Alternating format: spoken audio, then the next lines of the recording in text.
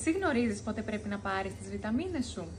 Πάμε να δούμε ποια είναι η καλύτερη ώρα για να λαμβάνεις σωστά κάποιες βιταμίνες. Η βιταμίνη C μπορεί να ληφθεί οποιαδήποτε στιγμή της ημέρας, αλλά η λήψη της με το φαγητό μπορεί να μειώσει τυχόν δυσφορία στο στομάχι. Η βιταμίνη D είναι μια λιποδιαλυτή βιταμίνη, επομένως απορροφάται καλύτερα με λιπαρά γεύματα όπως το μεσημεριανό. Ο σίδηρος λαμβάνεται με άδειο στομάχι το πρωί, παρόλα αυτά, αν προκαλεί δυσφορία στο στομάχι, μπορεί να ληφθεί και μετά το φαγητό.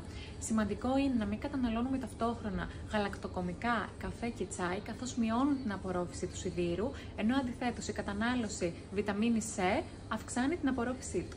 Το μαγνήσιο μπορεί να ληφθεί οποιαδήποτε στιγμή της ημέρας, παρόλα αυτά εμείς προτείνουμε να λαμβάνετε το βράδυ, καθώς χαλαρώνει το μυϊκό μας σύστημα, με αποτέλεσμα να βελτιώνει την ποιότητα του ύπνου. Τα ω3 λιπαρά οξέα καλό είναι να λαμβάνονται με κάποιο γεύμα, κατά προτίμηση με το μεσημεριανό γεύμα που είναι πλούσιο σε λιπαρά.